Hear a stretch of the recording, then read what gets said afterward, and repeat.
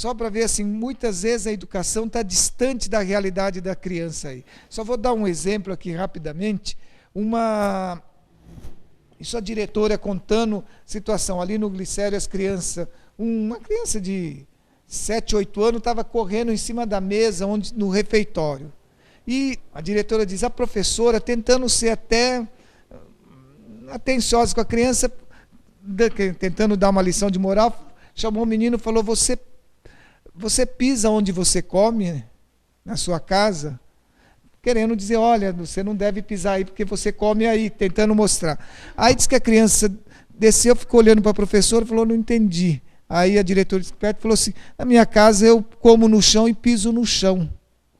Só para ver muitas vezes como assim, a nossa lógica moral de valores nem está distante da realidade. Então a criança não está nem compreendendo o que você está dizendo, porque a realidade que ela vive é uma, a moral que se tenta transmitir é outra. Lógico que ela não vai entender muito bem aí. Uma coisa que uma das professoras que dava aula ali no centro e na periferia, ela dizia assim, aqui, enquanto na periferia as crianças conhecem o que é pobreza, periferia distante, né? O que é pobreza, porque com 10 anos ela nunca às vezes saiu lá da Brasilândia, então ela vê de forma homogênea o que é pobreza. As crianças que estudam aqui, moram aqui na Baixada do Glicério, elas conhecem o que é injustiça social. Elas sabem o que é não ter, ver alguém tendo e ela não ter. Elas vão na 25 de março, vê aquela loucura de brinquedo, todo mundo comprando, brigando por comprar, e ela passa e ela não tem, né? E uma outra coisa também importante, a gente está vendo, aí discutindo habitação, como as condições de habitação, da precariedade da habitação, ela influencia na pessoa. Como a segregação, que a gente tanto discute, o pessoal da área de geografia bastante, a segregação a gente sempre fala territorial, né? Uma região na periferia segregada. Mas a grande questão é que a segregação social, ela perpassa por dentro da pessoa. Isso que eu acho que é muito mais grave. Então, quando a gente vê atividades cultural, é o que faz quebrar um pouco toda essa lógica interior. Só para dar 2 exemplos rápidos. Primeiro, assim, a professora dizia, as crianças aqui, apesar de estar no centro, perto de tudo, elas não usufruem do centro. Elas não entram na catedral para olhar a catedral, elas não entram nos lugares valorizados. Ou quando elas entram, são logo tocadas, como elas não pudessem ter direito. Mas só para dizer assim, já pegando o pessoal adulto, ali na entidade do Centro Gaspar Garcia, numa época, a gente tinha uma rede de cortiço e fazia um trabalho das pessoas que moram num cortiço irem assistir peça de teatro. Não levar um teatro popular para apresentar para eles. E a gente falou, vamos assistir lá no Sesc, na Avenida Paulista, pegar o ingresso e assistir. Então foram mulheres e homens moradores de cortiço. Primeiro, a grande questão era assim, todo mundo dizendo, as mulheres, foi um sábado já à noite, falando, a primeira vez que eu observo o prédio, trabalho aqui, nunca tinha olhado direito o prédio. Então a postura com que você vai muda muito na tua posição social. E aí discutimos bastante o prédio, não sabia que era tão bonito, olhava, mas não observava, tudo isso daí. Aí a gente falou, vamos fazer uma segunda etapa, de todo mundo sair, ver se tem mais teatro de graça. Um rapaz aí na reunião, um dos rapazes, morador do Cortiço, falou, eu vi no Teatro Municipal escrito Teatro de Graça. Aí a gente falou, e você foi ver quando que a peça? Ele falou, eu vi que era de graça, mas fiquei com medo que não era para nós. Gente, isso é muito triste e dói no fundo da alma. Porque a segregação é tão grande, a exclusão é tão grande, que ela perpassa de uma forma muito profunda. Porque como ela mora mal, ela mora precariamente, ela passa a acreditar que a cidadania dela é precária. E ela tem medo até de perguntar, sendo de graça uma coisa, se é para todo cidadão, é para ela. Mas assim, só para ver como essa questão das condições que você mora, reflete diretamente na pessoa. Então, que a moradia é uma base essencial. Deixa eu só ver se tem... É que aí a gente vê que as crianças não fazem lição, que o índice é alto. Pode virar aí, rapidamente.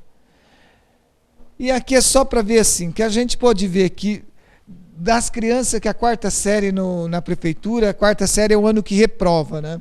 Que das crianças reprovadas, 33% moravam em cortiço. as que não moravam em cortiço era 8%. Então chega a ser 4 vezes maior a chance de ser reprovado, ser morando pior. E ali todas as crianças moravam mal. Então estou dizendo, não eram crianças de classe média e pobre, não. Mas só a diferença um pouco habitacional aí. Pode ir virando, eu vou. Aqui, olha, retidos e promovidos daquele ano ali da pesquisa, 2007. Olha, as que não tinham janela no quarto era a maioria, 45%. Aqui catando todos os retidos, 18% dos retidos tinha janela. Promovido das crianças que não tinha janela aqui. Então, uso coletivo. Olha, que não possuía espaço de circulação, todas reprovadas que foram reprovadas. Então, assim, só para a gente ver, conforme piora a situação, a chance. É lógico que é uma coisa até óbvia de forma simples, mas só para ver que foi um exercício de mostrar, é óbvio, mas olha como isso influencia. Pode virar aí. E também a questão do mobiliário, né? Por exemplo, assim, todas as crianças que foram reprovadas, dormia a casa dela, o número de cama ou lugar para dormir era inferior. Então, isso daí, quando a gente tem uma relação com as faltas, a gente vê as crianças que mais faltavam, eram as crianças que estavam naquele percentual que tinha menos cama para dormir. Lógico, dorme mal, dorme com o irmão, ou um que tem 10 anos dorme com uma irmã que tem 2, que faz xixi, aí ela vai... Sabe, um monte de coisas aí que aqui não vamos falar. E mesmo conforme a precariedade da falta de guarda-roupa, tudo isso daí. E nas crianças reprovadas do ano anterior, tanto de 2006, 2007, que estudavam em 2007 e 2008, 64% dos reprovados moravam em cortiço. Então, assim, quem reprovou mais era o que morava pior. Pode? E aí, depois, comparando com as crianças que já deixaram o cortiço e moravam em melhores condições, a gente tem vários dados, mas uma coisa importante, só para ver em relação às crianças, entrevistando uma menina que morava num cortiço ali no Canindé, que morou até os 13 anos, isso quando a gente vai entrevistar, ela já tem mais ou menos 15 anos. Ela dizia assim, que eu acho que é muito significativo, quando eu morava no cortiço, eu achava que eu era burrinha.